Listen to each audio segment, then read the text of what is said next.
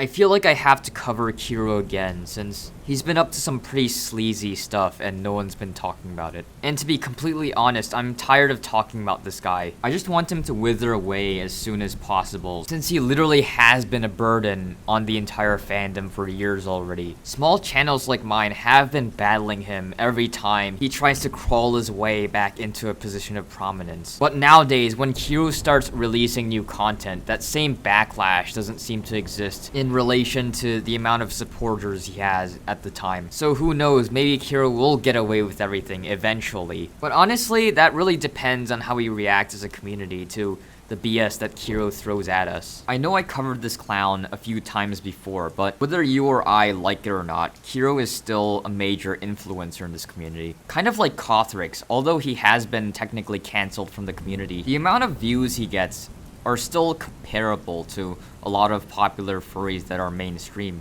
Like, some of the videos here get the same amount of views of full-on poppy furs. I mean, the rest are kind of but still, they're comparable to D-tier popular furries who are still influential. But the reason why I'm covering Kiro again is because the gears are starting to turn. When people attain a certain amount of influence, they never really go away no matter how much you quote-unquote cancel them. Especially with clowns like Kiro, they never seem to disappear. And it seems to me that he's been bubbling up to the surface once again in the YouTube arena. Kiro still has an audience, and at the same time, he's uploading more frequently than he has before, which is worrying. And I've noticed that a lot of people are coming out of the woodworks in support of him. Like, it's not even just his cult of personality, watching every single one of his videos. Like, you know the types that usually say that they want to separate the artist from the art? Obviously, it's a lame excuse to excuse bad behavior, but that seems to be the prevailing philosophy among many furries. Just a litmus test, but I've noticed that people are just increasingly okay with awful people, right? Just a really recent example that I'm tired of talking about is the whole pizza situation. Time and time again, this fursuiter proved to the community that in any situation, he'll sacrifice everyone else's well-being for his own personal gain. And people were all on board with him because so it really isn't outside of the realm of possibilities that people will look at Kiro more positively and simp for him in the distant future. And yeah, although I get the fact that people are getting bored of criticizing Kiro and whatnot since it's been overdone. I mean, I'm tired of it as well. That may be our downfall, right?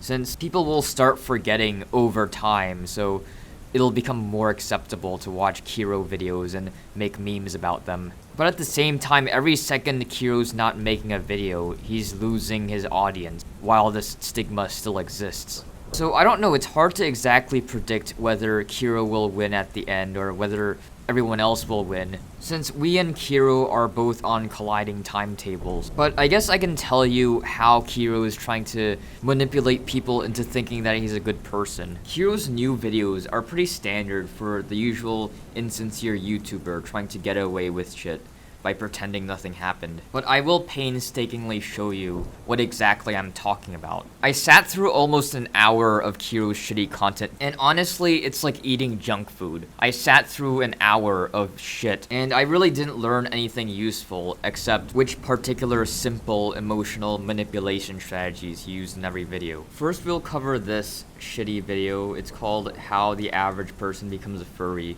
Though I really don't have that much to say about it, just due to how mundane it is. It's his usual content that he posted right after his controversy, and although it did decently, at about 10,000 views, I don't think he was quite satisfied with that, because before his first failed comeback, he made multiples of what he does now, since his audience shrank massively after his quote-unquote comeback. I think that is the reason why Kiro switched his new methodology of fishing for sympathy. So yeah, I guess we could throw this in the shit bin with all the other videos. I'm going to group Kiro's next two videos in one argument since they are obviously part of a series. And this is where things become slightly more interesting.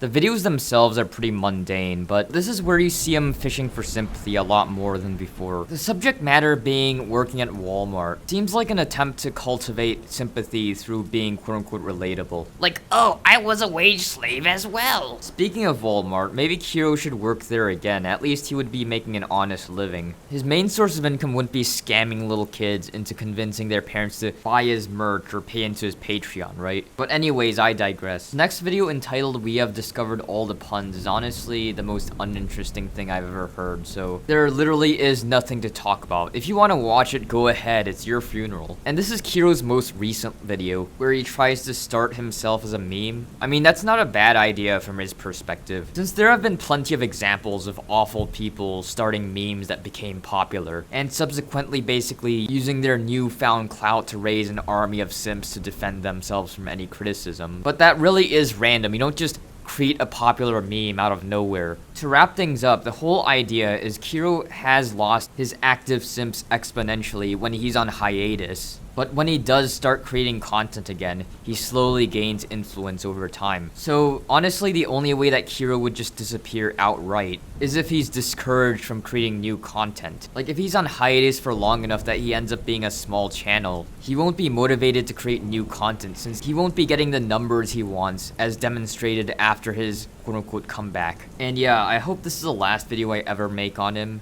But again, this is just what I think at the moment.